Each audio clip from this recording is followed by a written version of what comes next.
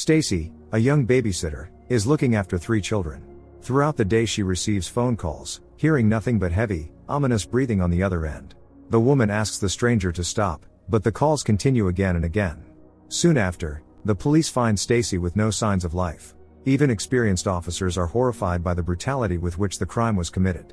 At the same time, 125 miles away in Colorado, 16-year-old Jill Johnson, a high school student, is practicing short-distance running. The coach tells the girl she isn't trying hard enough. 25 seconds is nothing to be proud of.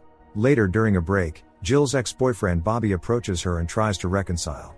But Jill does not want to hear any of it, because she saw him with Tiffany. No matter how Bobby tries to justify himself, she is not impressed. Today Jill cannot meet her friends because she has taken a part-time job as a babysitter. The girl needs money for pocket expenses. In addition, Jill exceeded her phone plan by 800 minutes, so her parents punished her by taking away her cell phone and her car for a month. Jill's father drives her to the luxurious Mandrakes mansion, a very wealthy family. She will be looking after their children. Kelly Mandrakes gives the babysitter a tour of the house and mentions their housekeeper, Rosa, so if Jill hears any noise upstairs, she should not be alarmed. The couple has a reservation at a restaurant for 8 o'clock, then they plan to go to the movies, so they will return around midnight. Jill is perfectly fine with that, especially since the children have only recently recovered from the flu and are now asleep. Before leaving, the couple gives her the alarm code. Jill is sure everything will go smoothly. After all, what could possibly happen? She has babysat many times before. It sounds like easy money. Time drags on painfully slowly. To fight boredom, Jill explores the house and tries on Kelly's jewelry, imagining herself a socialite. Kelly's wardrobe is full of dresses and shoes for every occasion.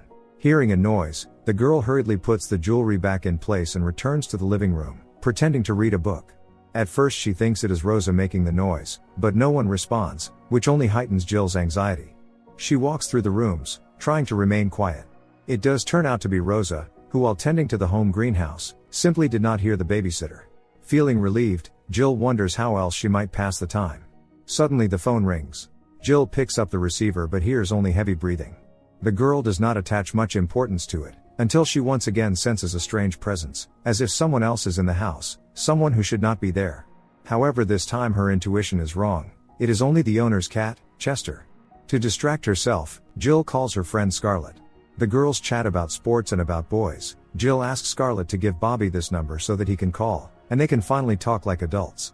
In Scarlett's opinion, this is not the best idea because Bobby is a cheater. The person Jill should talk to is Tiffany, since they used to be best friends.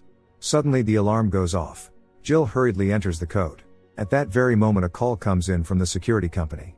The girl assures them that everything is fine. It must have been a mistake. But the security service is required to make sure, so they call the Mandrakeses. Since Kelly confirms that the alarm sometimes goes off for no reason, the issue is resolved. Rosa is nowhere to be seen, which worries Jill. But perhaps the housekeeper has already finished her work and returned to her room on the 3rd floor. And again the phone rings. A voice mockingly asks Jill what she is wearing. She thinks it is a stupid joke by Bobby or someone else. Nevertheless, the uneasy premonition does not leave Jill, and she once again walks through the rooms on the 1st floor, hearing some kind of crackling sound. Her hands tremble with growing fear. In the end the girl discovers that the source of the noise was ice falling inside the refrigerator. When Tiffany appears without warning, Jill flinches. Tiffany got the address from Scarlett and came in through the garage, which was not locked. The first thing Jill does is lock it. Tiffany is here to explain herself to Jill over that kiss with Bobby. She says it only happened once, and that they were under the influence of tequila. Tiffany admits that she has been in love with Bobby since 9th grade, so she simply could not resist. Despite everything, Jill decides to forgive her friend. Or at least to try. Having eased her conscience, Tiffany leaves. It is already dark outside. In the parking lot, the girl hears footsteps and hurriedly searches her purse for her car keys. It feels as though someone is watching her. The car doesn't start on the first try. In any case, Tiffany can't drive away, because a branch is lying in her path. Either it fell because of the wind, or someone placed it there on purpose. The girl has no choice but to get out of the car. Someone knocks at the door. Jill thinks it's Tiffany, but there is no one on the doorstep. The girl locks the door with all the locks. Bobby calls Jill, but the signal is bad, and they can barely hear each other. The girl is exhausted by all these calls that have been bothering her all evening. Another call follows shortly after. Caller ID shows Tiffany's number, but when Jill picks up, she hears a man's voice. Maybe her friends have decided to play a prank on her. Everyone is at a party tonight after all. With every passing minute, the situation frightens Jill more and more. She can't even reach out to her parents, because they are at a concert right now. The Mandrakeses don't answer their phones either. Feeling that she is in danger, Jill calls the police and says that an unknown man has been calling her every 15 minutes. But since there is no real threat, the police are powerless to do anything. Seeing Rosa's car through the window, Jill realizes the housekeeper hasn't left. For a moment the girl feels relief, but panic overtakes her again when she cannot find Rosa anywhere in the house. The woman's belongings, however, are still here. Any shadow or anything resembling a silhouette makes Jill flinch. The phone rings again. The stranger asks in a sinister voice whether she has checked on the children. Jill hangs up and goes upstairs to the children's bedroom, even though Mrs. Mandrakes had asked her not to wake them unless necessary. Fortunately, the children are fine. But someone knows that Jill is here, looking after them. The girl still wants to believe it's a prank, yet the phone keeps ringing insistently. Realizing that the stranger not only knows where she is, but is also watching her every move, Jill panics and quickly draws all the curtains. Then the girl calls the police again and begs them to send someone. But the officer assures her that she is not in danger inside the house. The stranger wouldn't be calling if he intended to break in. That isn't very comforting to Jill.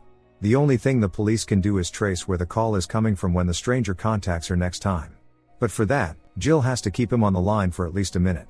The girl doesn't understand how she will manage that if he hangs up quickly every time.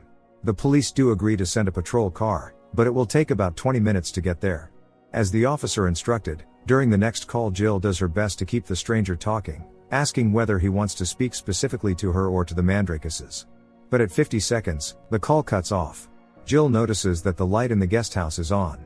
Kelly had mentioned that her husband's eldest son from his first marriage, who is in college, sometimes arrives without warning. Since Mrs. Mandrakes left her all the important numbers, Jill calls Todd, but reaches voicemail. Tormented by uncertainty, the girl nevertheless decides to go check who is in the guest house. What if it's Rosa or Todd? But neither of them is there. Jill speaks to the stranger on the phone again, asking what his purpose is. The stranger remains silent. Jill manages to keep him on the line for 60 seconds, however it is useless, because the guest house has a different phone number. Since the children have been left alone, the girl needs to return as quickly as possible. Jill runs as fast as she can. Her coach would surely be proud of her. No sooner has Jill locked the door than the stranger calls again. The girl starts timing it. He says nothing, only breathes into the receiver, driving her mad with tension. On the verge of losing control, Jill says that the owners of the house will be back soon and that her father will pick her up. Finally the stranger speaks. He doesn't just want to scare her, he wants her life. In panic Jill hangs up. Someone has turned on the water in the bathtub, and it clearly isn't Rosa. The police officers who are still on their way, determine that the caller is inside the house, so Jill urgently needs to leave. At that moment all the electricity goes out. Paralyzed by terror, Jill is unable to move and does not immediately notice that Tiffany's body is lying in the corner of the bathroom. With a scream, Jill rushes away from there. She must be careful if she wants to leave the house unnoticed and alive. Moreover, she is responsible for the Mandrakes children and cannot allow anything to happen to them. Clearly the stranger will stop at nothing. Jill quietly enters the children's room and discovers that the boy and the girl are not in their beds. She fears the worst. Fortunately all this time they have been hiding in the playroom. Jill notices the stranger. Telling the children to climb out through the window, she braces the door for as long as she can while the stranger forces his way in. Then the girl jumps out of the window as well, ending up with them in the home greenhouse. The stranger quickly catches up with them.